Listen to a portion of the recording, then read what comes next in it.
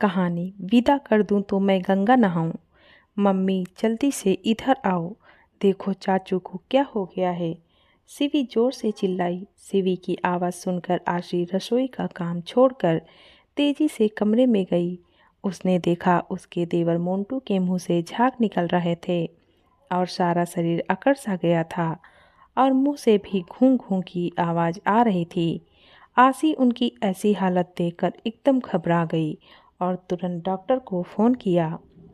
आज ही तो उसके सास ससुर एवं उसके पति शहर से बाहर एक शादी में गए हैं। मोंटू भी शादी अटेंड करने ही अपने हॉस्टल से आया था, पर तबीयत ठीक महसूस न करने के कारण घर पर ही रुक गया था।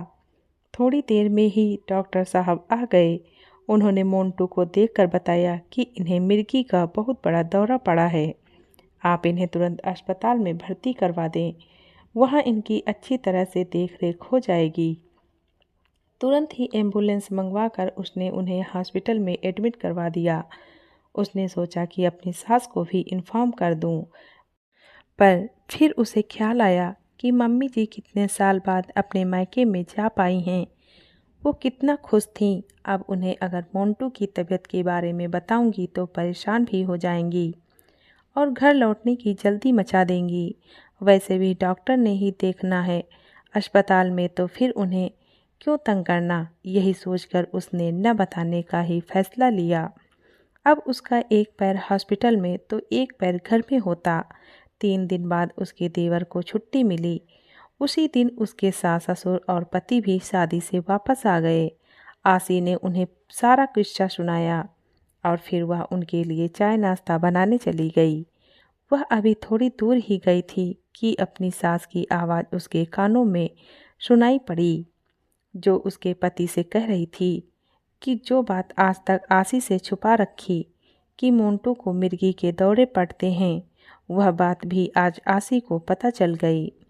अब मोंटू की शादी में बड़ी दिक्कत आ जाएगी।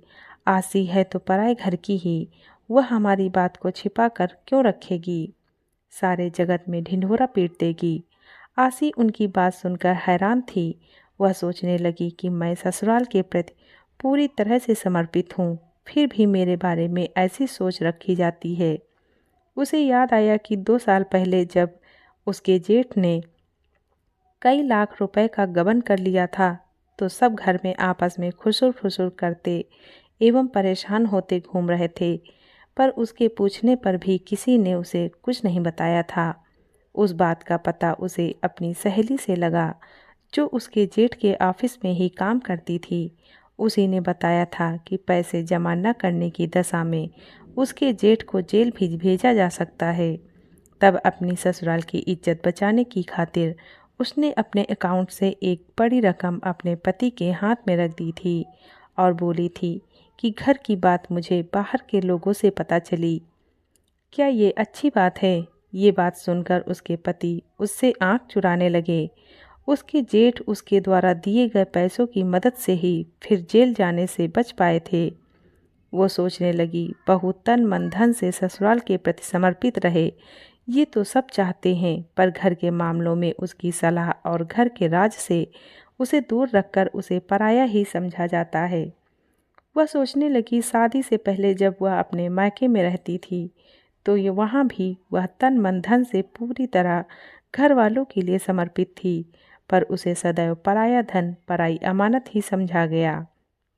जब कभी कहीं से लौटने पर उसे देर हो जाया करती तो माँ चिल्लाया करती थी, टाइम से घर आया कर, पराई अमानत है, बस तुझे इज्जत से ससुराल विदा कर दूं तो मैं गंगा नहाऊं। किसी शौक को पूरा करने की बात कहती तो माँ कहती थी, अपनी ससुराल जाकर करना, अपने शौक पूरे, वही तेरा असली घर है। तब उसके मन में यही आता था कि शादी के बाद उसे अपना घर मिलेगा, जहाँ कोई उसे पराया नहीं समझेगा। पर अब उसे समझ में आया कि ना तो मायका ही उसका, न ससुराल ही उसकी। पर उसने अपने मन में दृढ़ निश्चय कर लिया था कि वह अपनी बेटी को कभी भी पराई अमानत समझकर नहीं पालेगी। उसके सारे शौक भी पूरे करेगी। उसकी शादी के बाद उसके लिए मायके को पराया भी नहीं होने देगी। अरे चाय बन रही है या बीरबल की खिचड़ी। अपने पति की आवाज़ सुनकर आसी की तंद्रा भंग हुई और वह अभी लाई कहकर चाय कप में पलटने में लग गई।